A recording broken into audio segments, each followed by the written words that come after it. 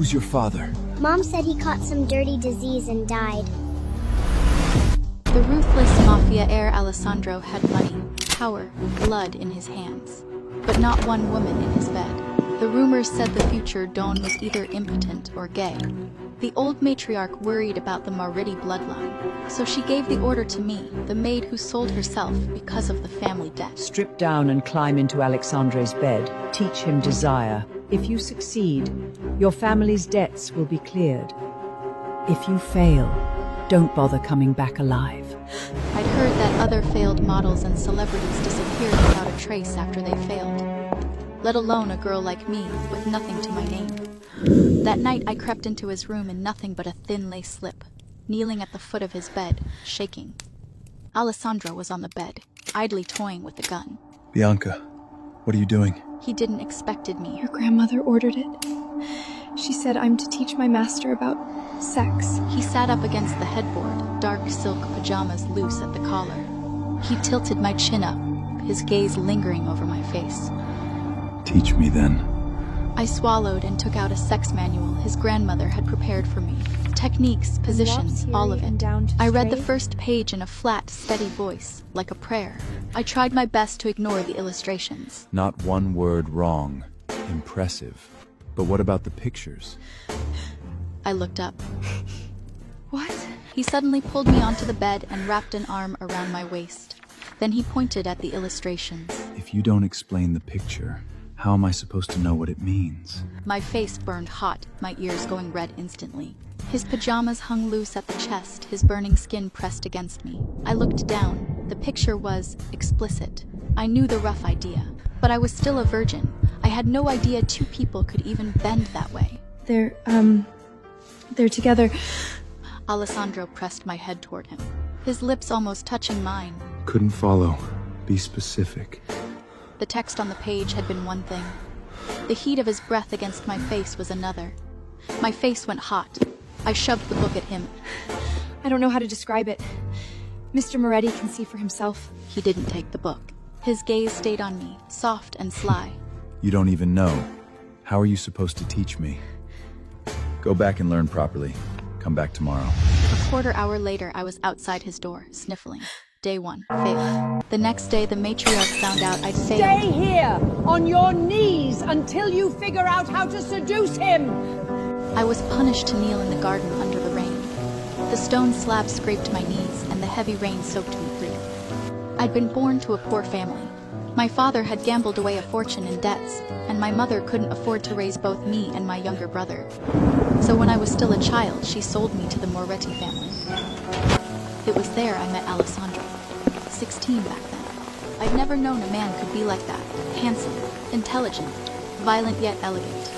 He'd pulled me out of the dirty and backbreaking kitchen and made me his only personal housemaid. 10 years had passed. I pressed his suits. I poured his wine. I organized his files for him while he was working. And somewhere in there, somewhere I shouldn't have, my heart had started leaning toward him. But I had never once thought the matriarch would order me to strip and crawl into his bed like a whore. I felt the tears coming. I was still a virgin. How was I supposed to teach anyone? Alessandro came through the front gate just then. He saw me kneeling in the rain, crying. What's going on? I almost passed out from the pain in my knees. He didn't ask twice. He swept me up into his arms and carried me into his room. He checked my knees. Your skin is raw. He found a small jar of ointment and started working it gently into the skin. The most powerful heir in New York kneeling in front of me. His fingers were long and careful, drawing slow circles on my knee. You're always so reliable. My grandmother only punishes you when you've done something wrong. Was it last night? I was so tense I twitched against the bruise and let out a hiss. But underneath, my heart was leaping because of his concern. Alessandro caught my finger and suddenly kissed my cheek. His voice didn't give anything away. Tell my grandmother I learned slowly. Come back tonight. Keep teaching. That night, Alessandro was already in bed holding the book when I came in. Somehow his pajamas was even more open than yesterday. I could see every line of his abs. He saw me and patted the bed next to him. Shoes off. Up here. I climbed up beside him, leaned against the pillows. Then I realized what he was reading. The sex manual. My heart started slamming. He didn't seem to notice and laid the book open between us. Is this how the people in the Kips do it? I nodded, blushing. He flipped to the next page as if he were really a student. Time passed. He handled me like a toy, following every position from the manual. The only sound in the room was the rustle of paper and Alessandro's breathing, which was getting uneven. Bianca, Yes. His arm tightened. I'm uncomfortable. What's wrong, my master? Alessandro suddenly snapped the book shut, threw it aside, and pulled me against him. I wanted to see you blush. He said into my hair. Now I can't take it anymore. I'd known I was pretty since I was small. The other servants used to tease me about it. They said with my face and my figure, I didn't have to do a thing to make a man want me. Alessandro caught my earlobe between his teeth. His breath was hot against my ear. I went stiff. I didn't know what to do with my hands. Take it easy. Alessandro kissed his way down my neck. His fingers slipped one of my straps down, and his kiss landed lower. His other hand slid under my dress. Then he stripped off his shirt, revealing a perfectly sculpted body. Your virginity is mine. And now, I'll take it. His perfect body moved against mine in steady waves. It hurt. I started to cry. He laughed, soft. Don't even know how to do it, but you were gonna teach me? Aren't you the one who doesn't know? I whispered, miserable. Sweetheart, there's no man alive who doesn't know.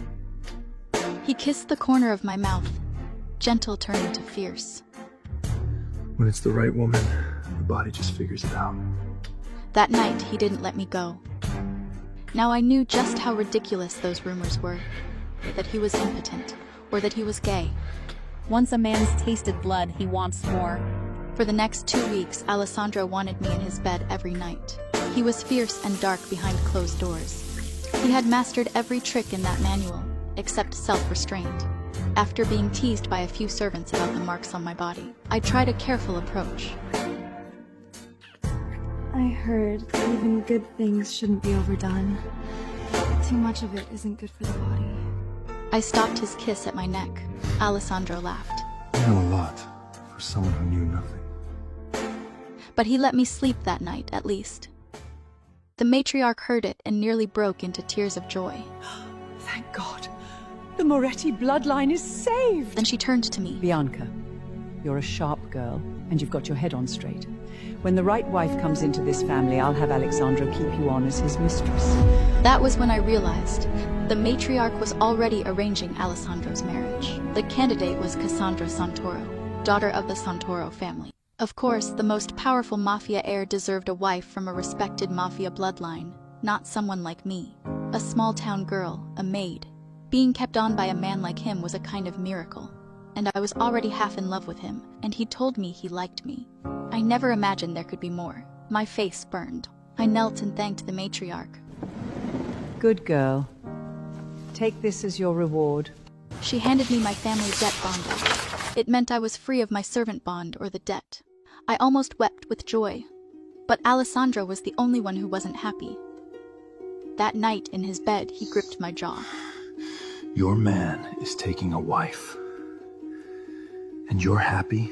My chest squeezed, but I made myself smile. You and the Moretti girl are a perfect match.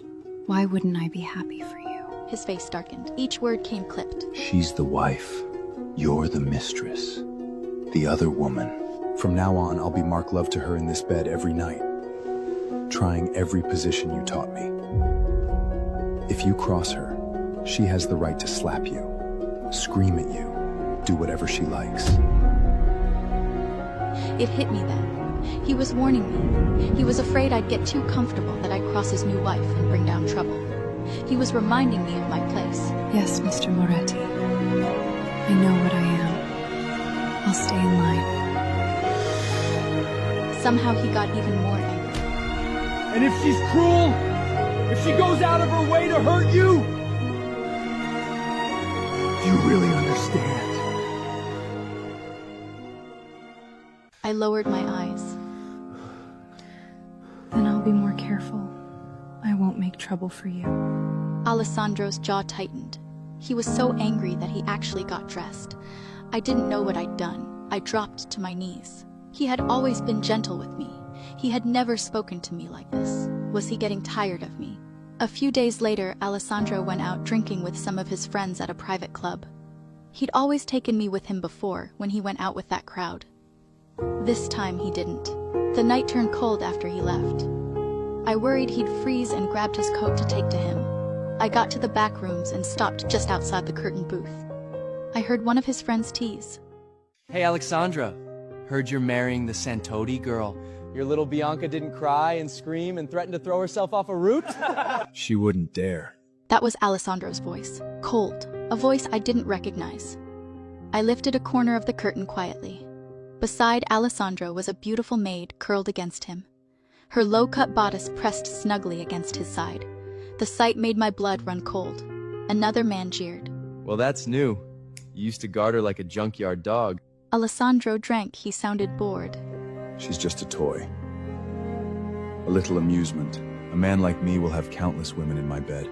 There's a whole world of them out there, like wine. You have to taste every variety before you die. Or what's the point? Someone else, disbelieving. And you say that to her face? Of course not. Alessandro turned the glass in his hand, voice silky and lazy. He put his arm around the girl's waist. With women, you have to coax them, stroke them, watch the way they melt when you string them along. Ready to lay down their lives for you. That's the fun of it. Once the Santoro girl's locked in, I'll have her exactly the same way. Wrapped around my finger, loyal and begging. The men around the table howled. Glasses clinked. The whole booth erupted. The coat crushed in my fist. So the love he whispered in my ear was just some trick. A move on a board. I couldn't bring myself to pull back the curtain. I turned and stumbled out, the coat slipping from my fingers somewhere along the way. Alessandro's car was waiting at the front of the club. The driver was there. I should have walked back to the car.